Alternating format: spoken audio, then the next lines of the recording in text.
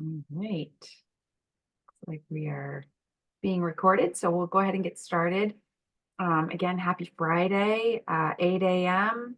Hope everybody's feeling good about the sunshine. Hopefully we are able to keep some of that sticking around through the Mother's Day weekend. Before I forget, for all of you that are human mothers or fur baby mothers, happy Mother's Day. Hope you have a wonderful weekend. But before that, we've got to get through Friday, I guess. So let's talk about what's going on as it relates to Evergreen. I do have a couple of general updates. First of all, I just want to thank Lisa Merrill, Nancy Kitchen, Angela Faulkner, Emily Kalifarsky, Alexi Greenleaf, Donna Benson, all the folks, Derek Bales, all the folks that helped, Steph Barrett, who helped keep these meetings moving forward in my absence the last couple of weeks. And I also want to thank all of you for, your patience and understanding, having things kind of mixed up on you while I was out of the office. But it seemed like I did listen back to the recordings. It seemed like you guys did just fine without me, but I just wanted to say thank you to all of you for allowing me to take a couple of weeks off. I really needed that. And it was wonderful to get a little bit of a refresher and come back ready to try to tackle the remaining issues and help you guys get some of this stuff resolved. So the other general item that I wanted to share with all of you this morning is we will be extending the meeting series for both the agency support person meeting. I mentioned that to them on Monday and this meeting. We will extend those through the week of June 3rd. Actually, Miranda, I have not reached out to you and Nikki yet about that, but I would like to extend both of these meeting series through the week of June 3rd. So this meeting should be on June 7th, out through June 7th. If we do that, Miranda, do you know, will the folks need to do anything as it relates to the meeting invite, or can we just extend it? And if they've already registered, it will just automatically show up on their calendar? I should be able to just extend it and they can use the same meeting link. Excellent. Thank you so much. So we will try to get that done, everybody, just as soon as possible. But just know that we do plan on holding these meetings out further than what they are currently on your calendar. I think currently they're due to expire on May 24th. So we're going to extend it a couple more weeks just because we do still have a volume of issues that we're trying to get resolved, and we want to make sure that we're supporting you through the resolution of the bulk of those issues.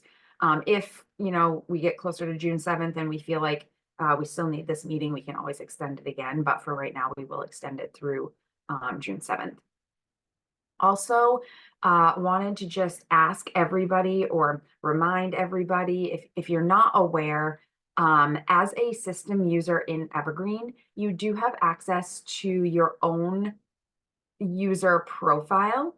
You can edit certain information in that user profile, not all of it, but some of it. And it is important that you keep your contact information up to date in that profile, because we are using that information in order to try to reach back out to you when you come to us for support. So we want to make sure that your phone number, your email addresses, those types of things are staying up to date. Physical addresses in case, or mailing addresses in case we need to mail something out to you, or the department needs to mail something out to you, or a case manager maybe needs to snail mail something out to you. So I'm just going to log in here really quick and show you where you can find that and keep that up to date for us. Give me just a second and I'll share my screen here.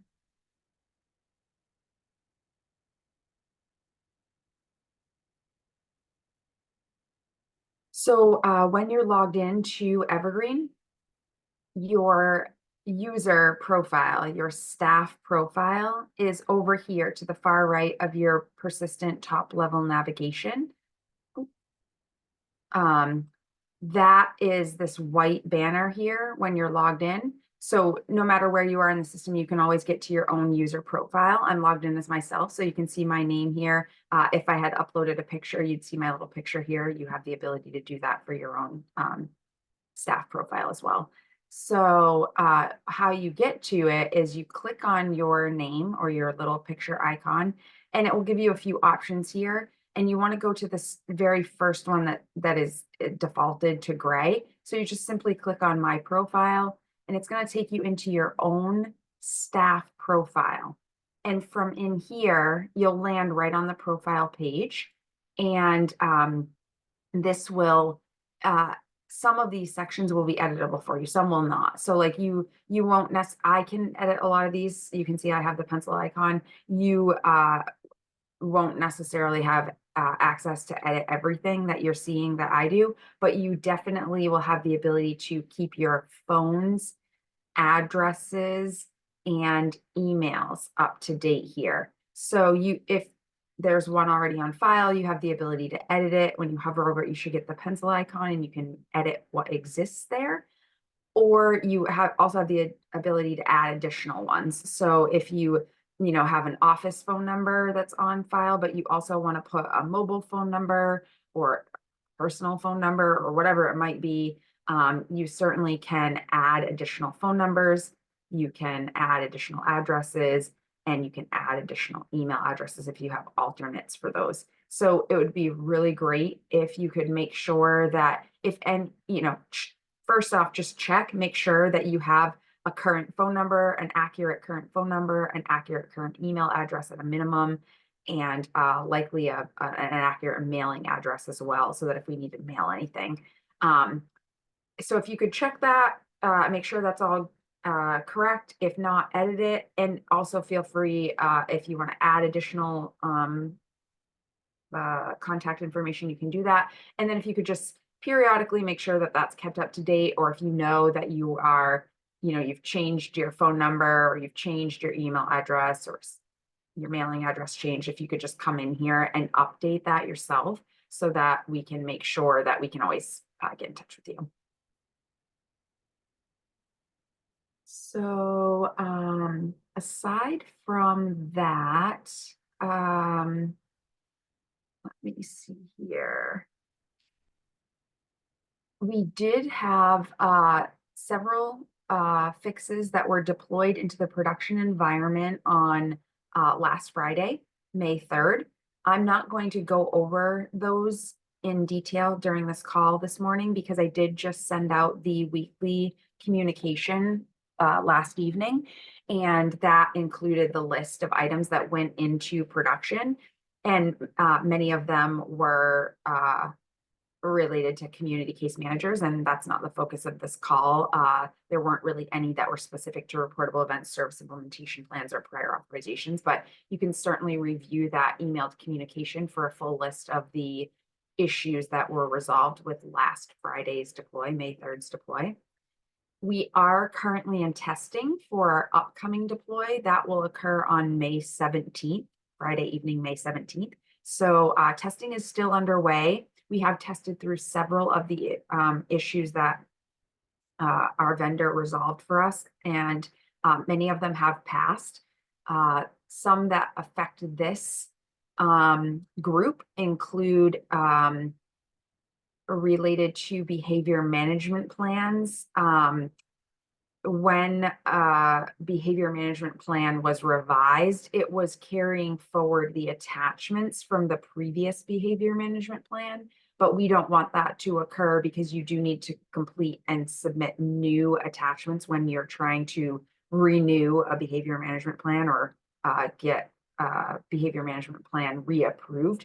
So that issue has been resolved. The attachments are no longer copying forward, so you will need to upload the new attachments for BMPs. That has passed our testing and is hopeful to be deployed on this in the May 17th deploy. I am going to continue to use the word hopeful because there is always a possibility that during the deploy process, something may occur and that any one of these issues or multiple of these issues may not end up truly deploying on 17th. So I still can't make any promises, but we're hopeful that this issue will be resolved. as well as the reportable event provider role was not being able to see the active assignments in the person summary page. And that seems to have passed testing and is again expected to and hopeful to be resolved on May 17th.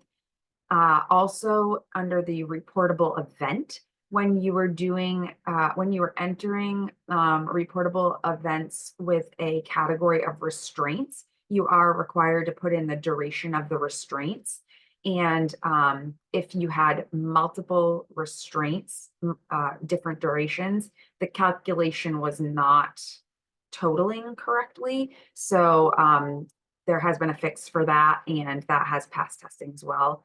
And in the appointments and meetings module or area of the person record, during our migration, there was a field in EIS that was labeled if other, and it was a text field in EIS. So some appointments for like vision, dental, primary care had this text field in EIS that was labeled if other, and then you'd provide additional text. That was not properly migrated on the February 20th migration. So our vendor has done a data fix to migrate that content to the appropriate appointments in Evergreen under the appointment note. That also, I believe, has passed testing and is expected to be, or is hopeful to be, included in the May 17th deploy. There were a couple of other issues that were in testing that were relevant to this group. They have failed our retest. I am sharing this information on this call in case there are any agency support persons on this meeting, because I did call this list out for the agency support people on our Monday call. So there are a couple that are not likely to make it in on May 17th because they have failed retest. Our vendor will try to remediate them in time for the deploy, but it's not likely that they'll make it in. One of them was around the missing fields on the service implementation plan form, the ones that are coming from the waiver service section, which were related to unit, rate, amount, and duration.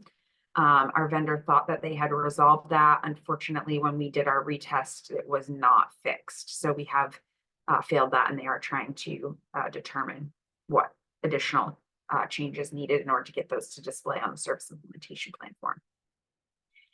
The other one that has failed retest that I mentioned on our Monday call was related to the MIMS location physical address.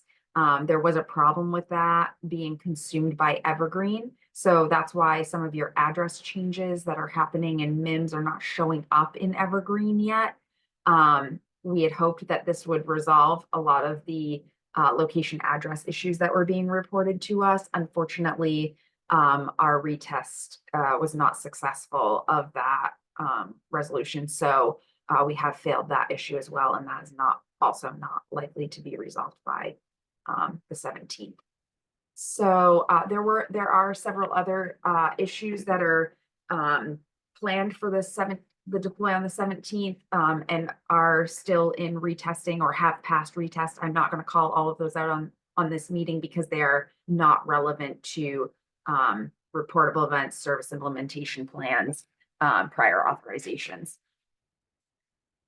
There is also one item. I did listen back to the meeting recordings from the meetings that I missed, and I think there is one question that was still outstanding that came in during the, oh, I'm sorry, no, it came in on Monday during the agency support person meeting. There was a question about the attachments tab on the person record and when that was going to show up again. I did want to let everybody know, and if Lisa Saran is on, I think she's the one that had asked that question. Hopefully she's here and can hear this. And if not, I'll also share this on Monday's agency support person meeting as well. But she was questioning when that attachments tab might show back up.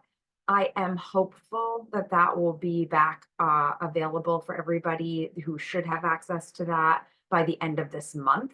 I can't make any promises on that, but our vendor has been making progress on that, and we do expect that we'll be able to retest that in our next deploy, which will start, that retesting will start on the 20th. So I'm hopeful that that will make it into our May 31st deploy. But again, I can't make any promises on that.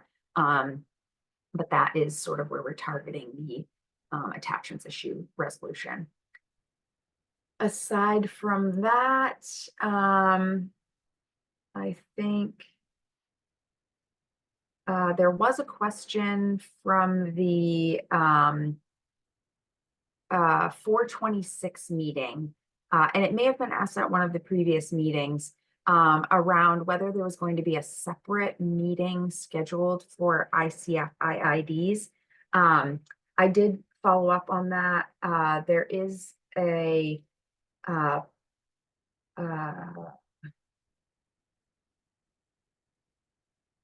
sorry, just trying to get the answer to that. There is expected to be a meeting for ICFs, but I believe it's specific to behavior management plans, safety devices. I'm not sure on the date for that.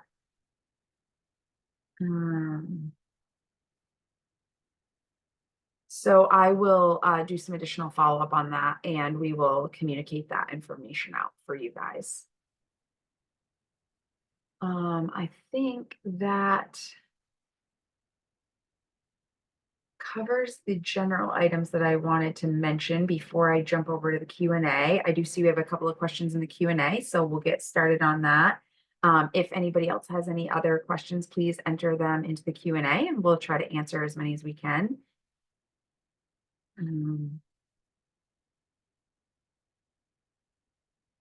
Also, oh yeah, so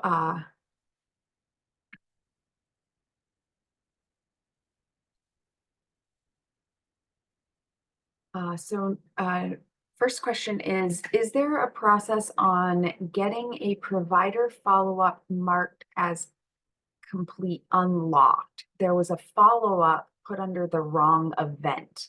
We tried to attach a document for the actual follow-up as a solution, but apparently this is not available once a form is marked as complete.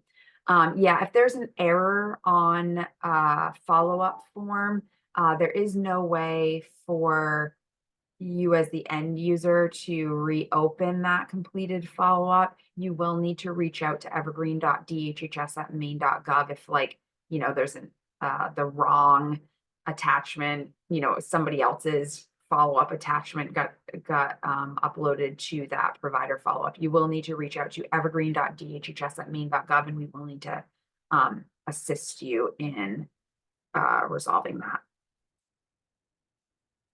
There is a question about when we revise plans, we do not get the completion requirements, which it makes it challenging to know what is missing from the PCP.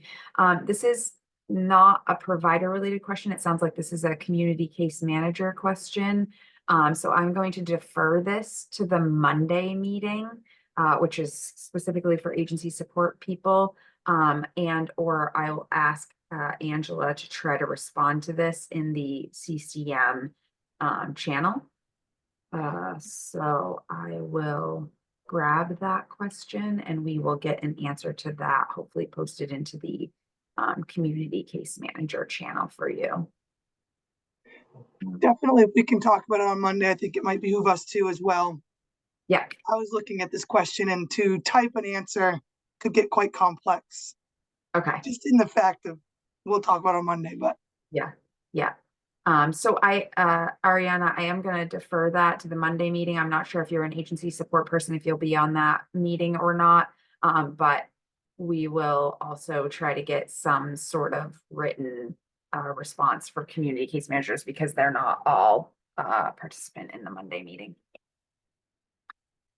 There is a question regarding service locations. We have some service locations enrolled in cases completed weeks ago that were +3s that were recycled, having never been used for an auth. Evergreen did not update with these new addresses during the enrollment process, and the updates are still pending. Auth requests are being held up, and homes are waiting to begin services due to this issue. Has this been identified? DHHS Evergreen responds they are checking for updates daily, but have no time frame for this once the request was submitted. A location update issue. I did just mention a location update issue that's failing testing. Is this the same issue I've described? Yeah, I don't know if that's the exact same issue that you're describing, Phil, but I think it may be. I also do know that my team has some questions around locations, maybe from some emails that you've sent in from the evergreen.dhhs@maine.gov email address. So we are trying to have a meeting later today to discuss that and see if the issue is related to the a provider pub location issue that failed retest or not. So I will try to get some more information around that, and we will try to respond to your emails with some additional information, and or I'll come back to next Friday's meeting with more information on this. The issue that did fail retest, yes, I hope that I'm still hopeful that the vendor might be able to fix it by the 17th, but if not, I would hope that it would get included in the May 31st deploy for sure.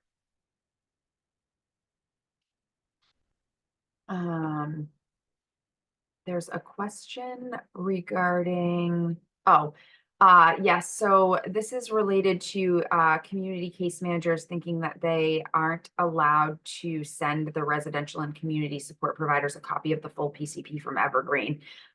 Yes, this has been discussed at the Monday agency support person meeting, and it was also discussed at, I believe, the Friday, May 3rd provider meeting.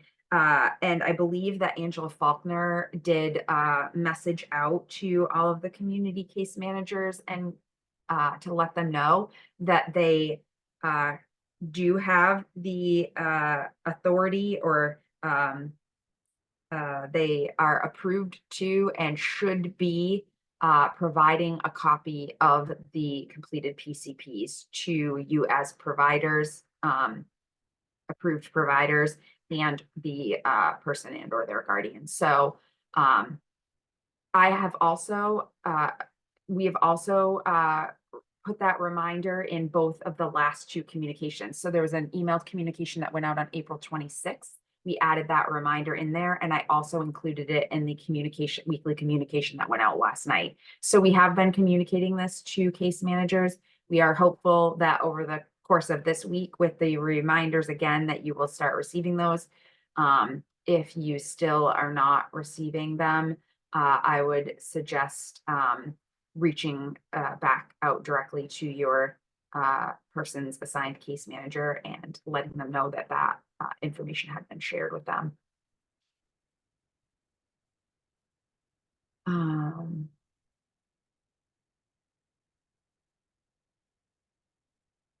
Oh, so there's a comment that from Bridget, you thought that this meeting was for both agency providers and case managers.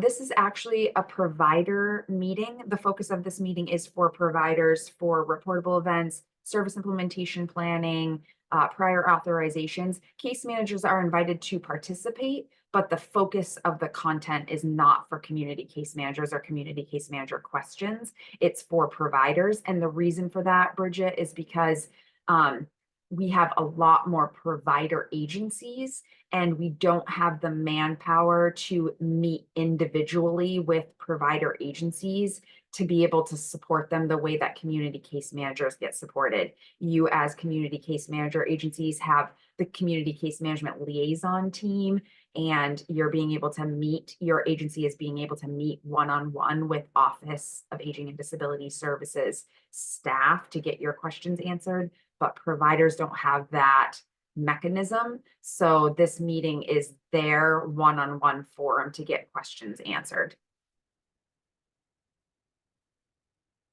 I don't see, oh, we do have one. Have the requirements for service providers changed on entering SIPs? We are being asked to re-enter SIPs, even if there is no change to our service. If the PCP plan is reversion to add in AT or another service. So, the process has not changed. Providers should be required to fill out a service implementation plan for any new waiver service that they are providing services for. And then they should be being required to re-enter that SIP or provide a new SIP at time of annual planning if the service is going to continue. The only other time that a SIP should need to be revised is if that particular waiver service is being modified. So if a person is receiving community supports and at the time of annual planning, that community supports provider or providers should be required to provide a new service implementation plan. And if in between the annual planning, the community service hours is increased or decreased, or the provider changes, then that SIP would need to be revised. Hope that answers that question. Dawn is indicating that some case managers think that providers are still responsible for the entire safety device process. I am letting them know that providers do the paper form, get it signed by the doctor and guardian, and then send it to the case manager to complete the process. Is that correct? And if so, can you send out an announcement to clarify? Yeah, you are correct, Dawn. You do still need case manager support in order to submit the safety device packets. You as providers will not have the ability to complete safety device packets. You do just need to complete the attachment paperwork, the paper forms, and submit that to your case managers. So I will take this and make sure that this gets included. I'll mention it on the Monday agency support call, and then I'll make sure it gets included in next week's email communication as well.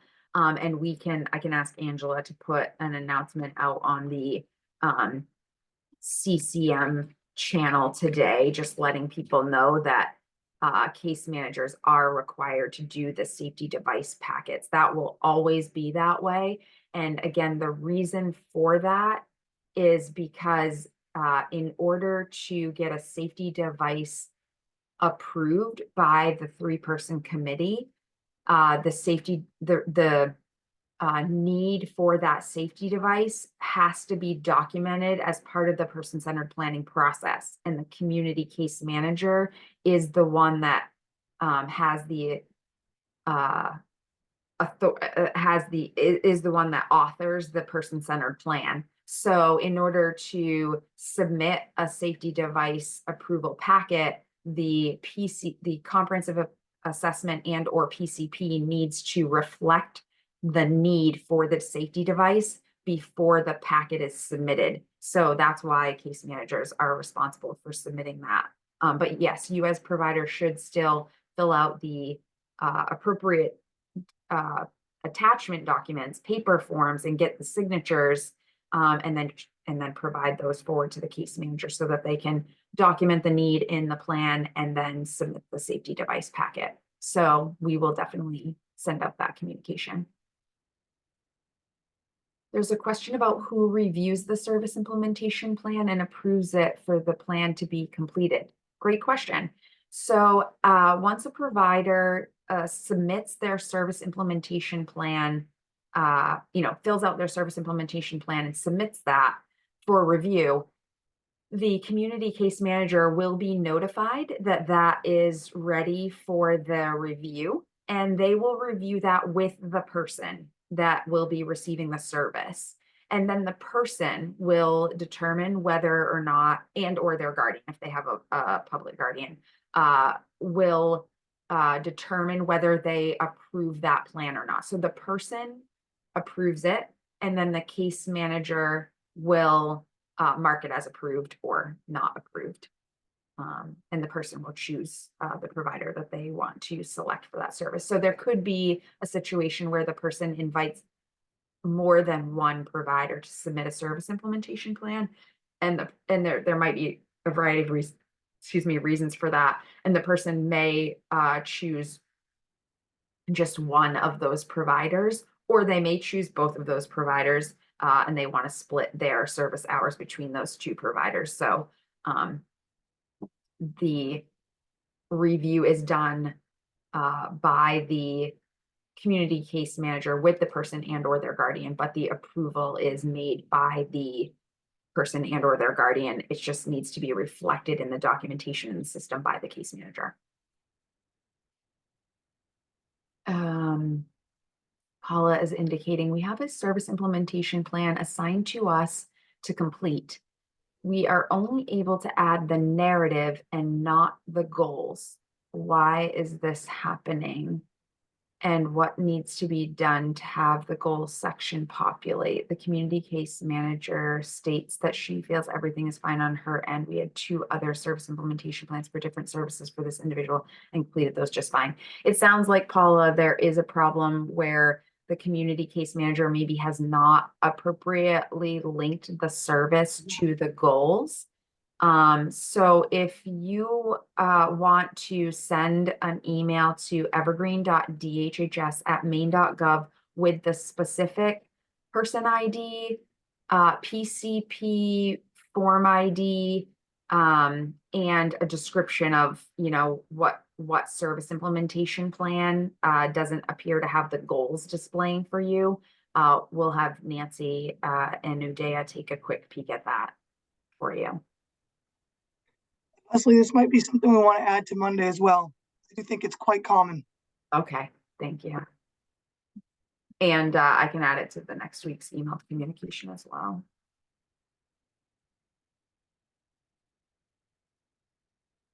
Just take a quick note about that.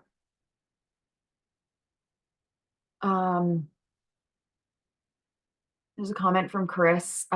Case managers are human, have a lot on their plate, and don't all attend these meetings or hear the updates that you give. When we address an issue with the CCM and they don't respond to it or address it, we have been talking to their supervisor, who may also not change anything because they are all working a bazillion hours a week. Who should we talk to if it is holding up PAs because the community case manager hasn't yet pressed the right button? Very, very true statements, Chris, and I appreciate that comment. And yes, community case managers have a lot of responsibility in the system. They're very, very busy. They're still learning the system. So definitely, please be patient with them. Please try to understand that they have a lot of competing priorities, and I am sure that they all are trying to help you just as quickly as they can. But if there is a prior authorization that's being held up, please do reach out to, I don't know if Emily's on. I hope I'm using the right email. I think that they want these types of things going to the resource coordinator odes at maine.gov email address.